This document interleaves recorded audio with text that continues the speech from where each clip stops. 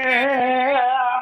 Hey, how's it going there, Zach? What are you doing? What's going on? I'm talking to a legend. That's what's going on. Oh, very good, very good. Yeah, just chilling, my brother. So, Pride and Glory finally is reissued with bonus tracks. How long was that in the works for? 25 years.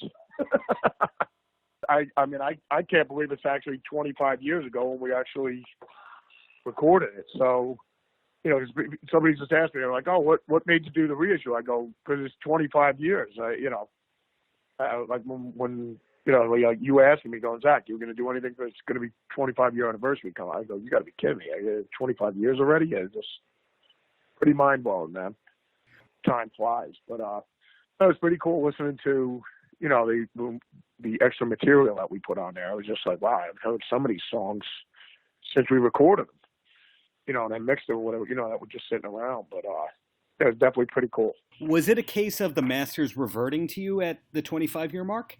No, I already own all my stuff. So, no, it had nothing to do with the masters or anything like that. So, because I just lease them out, but I actually, all my masters I own. But no, so, it wasn't even a case of that. But the 25-year anniversary thing is the reason why, for the whole hoopla of putting it back out again. Do you look at this as your first real project? Some people don't really think of their high school band as their real project. Well, no, obviously the stuff with the boss, I'm writing the music. So, the whole thing is, I just, those albums I'm super proud of. And, for me, that's, just right up there with doing, whether it's Pride and Glory or Black Label or anything like that, because you have a involvement in the record, you know what I mean? So, but, as far as the Pride and Glory thing, obviously it was for me, it was a different animal altogether as opposed to, with Black Label albums, that's more in the context of how we make an Ozzy record. So it's just, you get a great drum track, whereas the bass and the guitars are more or less scratch tracks.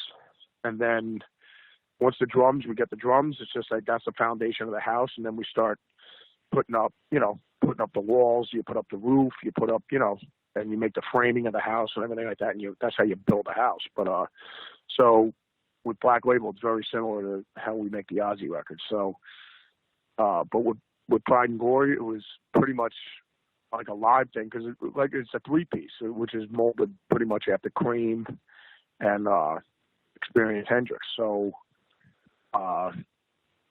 it was more, it's just pretty much the guitar, the bass, and the drums. That's just what you're hearing on that record is us playing one pass, and then I go back in and and sing the vocal. But very few overdubs and stuff like that. So. And, where there's more room for improv and stuff like that. So I just wanted to do a different type of thing that I had just done with Oz. So it's very interesting to me that you've owned your masters pretty much your whole catalog, not just Black Label, but Pride and Glory. Was that by design? Did you know outright, hey, I'm a businessman and I need to own my masters? Or was that just a manager or somebody showing you the ropes? No, it was just basically the label just going, here, you can have it. Because we don't enjoy any of it anyways. You could just keep it because actually we don't enjoy any of it. Well, the key is, though, it's incredible that you have your own catalog, and that leads a lot of possibilities. But does that mean that you're recording all the time because hey, I own this stuff, I got to keep the archives going? No, not really. It's just, like I said, we have the Black Vatican. I got my own studio up there, but I don't live in there like every day, like, oh, I got a song idea, I'm going to track another song. Like if I write something, I'll either put it on my phone or, just like the idea, or usually it's just, it'll stick with you, and then when we get around to the next record, we'll start writing. It's just, that's the way it's usually always been. The whole thing is like when me and you go down to the studio, I think if you ask anybody really, any musician, you put them in the studio, it's just such a breeding ground for being inspired. Because, you can pick up an acoustic or sit behind a piano, or you pick up your electric and just everything sounds amazing. And me and you could hear, let's say, Knocking on Heaven's Door on the way to the studio. and because you went out to go get sandwiches for everybody, and then on the way when you get back in, you just start noodling on the guitar, and because you got inspired hearing "Knocking on Heaven's Door," you're like, man, it'd be cool if we had something like that. And then like you end up writing "Free Falling," and I'm like, wow, that's weird. I would have never, if you didn't tell me that that's what you got the spark of inspiration from, was listening to, you heard "Knocking on Heaven's Door," you heard Bob Dylan on the radio on the way in here on classic rock, and you're like, yeah, Zach, I just picked up the acoustic. I said, I just want to do something simple with like 3 chords. And then you ended up writing "Free Fall." I'm like, if you wouldn't have told me that, I would have never put the 2 together. But you know what I mean? So it's just like something like that happens. So I think, if you ask musicians, they'll tell you when you go in the studio, it's just because everything really sounds great. You put reverb on stuff and then you're like, oh, wow, it sounds awesome. So, but no, I think with the majority of all the records, I've always done it like that.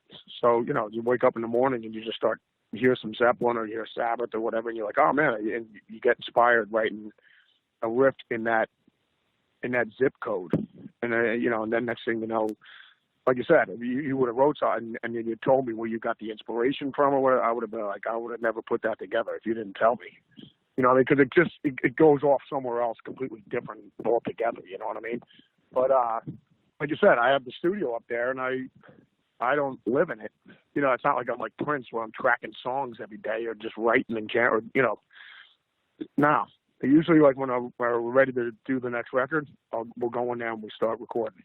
Yeah, Prince is everybody's example for the prolific artist. I remember hearing an interview with the singer of Death Cab for Cutie where he's talking about treating writing like his 9 to 5. Like he spends all day writing and he treats writing systematically like that. So I was trying to figure out if you were along those lines or is more along the lines of got an album, got to write 12 songs, here are the 12, done. Well, for me, it's just kind of like, and you being inspired too. You know what I mean? It's almost like, like let's say you wrote Jaws, and then you're the writer and I'm your agent. You end up writing, Zach, check it out. I got this, and I read the book. I'm like, oh, dude, it's awesome. So we end up getting this thing made into a movie, the whole 9 yards, right? And then, the book company's like asking me if you're ready to write another book. You're like, Zach, I'm kind of booked out right about now. I'm just going to chill for a little bit and not think of any books or think of anything. I just want to recharge the batteries. And then, eventually I'm just like, you're like, oh, Zach, check this out. I'm writing this thing. I just read this thing on this like kid that got possessed by a devil. I'm going to call it The Exorcist. And then you start writing this Exorcist book. You know what I mean? So how you got inspired or whatever, but for me, it's just usually after we get done with doing a record, and it's just like this implosion of writing and creativity. I'm just kind of like the end of a football season or a baseball season. Like, you just won the World Series. I'm kind of like, oh, you want to go down to the batting cages today? It's like, no. I don't want to even see a baseball or a bat for like at least 3 weeks. You know what I mean? Where it means we're done right now. Absolutely. Well, if you just won the Mr. Olympia contest, you're like, Zach, I'm just going to give my body a break for like 3 weeks, man. I'm not even going to lift. Just no. I don't even need to. I'm not even going near the weight room. So, before you start firing it up again. For me, that's the kind of how it works. Well, speaking of lifting in sports, I heard a rumor that you're a huge fan of The Ultimate Warrior. Is that true? Yeah, totally, man. I think that was a fact that was dropped by Chris Jericho because you're a person that he regularly name drops. Is that a good public knowledge to be out there that you're an Ultimate Warrior fan, or is that something that... Yeah, without a doubt, man. Love the Warrior. But, Father Jericho. And I'm a Jerichoholic as well. Well, then what are the odds of seeing you doing a theme song for an AEW talent like Chris? Yeah, without a doubt. If Father Chris asked me, he's like, exactly, I need you to cut some, write some riffs or whatever. Yeah, why not? Interesting thought right there. Are there any sports that you like besides wrestling? Well, yeah, I'm a huge, obviously huge baseball fan and stuff like that. My beloved Yankees just, they're going to watch it with my daughter's beloved Dodgers. So it's just, so we can both be miserable and watch the World Series. But, just watching it right now. So, I still watch it even though my team's not in it. You know what I mean? Just because I'm a fan of the sport. Of course. Now back to the music real quick because I know we're wrapping up soon. You've been at the highest of the high level of rock, in my opinion, for the past 25 to 30 years. Is there anything you haven't yet done in your career that you're still hoping to do? No, I mean, I'm truly blessed, man. I mean, in regards that I've never had to write stuff or be told you need to me more like this, or you have to be like this, or you have to fit into this box, or whatever. I just play the music I love playing. You know what I mean? Like me and you wake up this morning, we want to do a mellow thing, a Stonesy kind of thing, then we'll do it.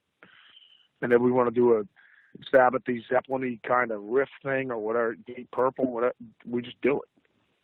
Yeah, I've never been. Oh, you gotta wear these clothes. You gotta do this. You gotta do that. You gotta shave your beard. You gotta fit it in. I've never had that, and that's true freedom. You know what I mean? Where Neil Young has always done whatever he wanted to do. You know what I mean? Whether it's selling 10 million records or the other one didn't do as well as the last one, he's just like, yeah, but I'm really actually, I think this is my most proudest record, and it's like one of the records that wasn't one of his biggest records. You know what I mean? It's just because he's like, I really love this one, the way it came out. But yeah, I've never had.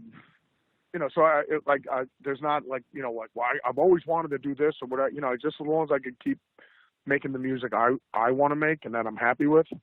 And I've always been able to jam with all the guys I love rolling with, so, I mean, I've been truly blessed in that regard as well. So, I mean, all the guys I've ever been in a band with, I've always loved hanging out with them. So, yeah, I've never been in these bands where it's just like, dude, here, hold my espresso. I'm going to go break Frank's legs. This re-release of Pride and Glory has bonus tracks on it that the majority of people haven't heard. Are there a lot of unreleased tracks from your archives over the years, stuff that we might eventually hear? Yeah, I got, there's tons of stuff that, we actually record that, that don't make the records or whatever. But, yeah, for sure. I have tons of material. You're writing and you're writing and you're writing. And then, you got to pick whatever it is, 10 or 12, 13 songs or whatever it is that we're going to put on the records. So, and I always thought, cover songs are always great, because it's always fun playing songs by your favorite bands or favorite artists and stuff like that. But, as bonus tracks is because you don't want to get rid of songs that you wrote, you know what I mean, and just give them away. Right, absolutely. So in closing, Zakk, any last words for the kids? Yes, I guess just, do what you love and love what you do and just be a nice person. Don't be an unnicer. Unnicer. Could that be the name of a future you don't want to be album? One of that. Just be a nicer, not an unnicer. Best thing I've heard all day. Really. Thank you so much for your time. Hope to see you live in New York soon, Zakk. All right, my brother. Well, you take care of yourself. Great talking to you, buddy. Thanks. Likewise.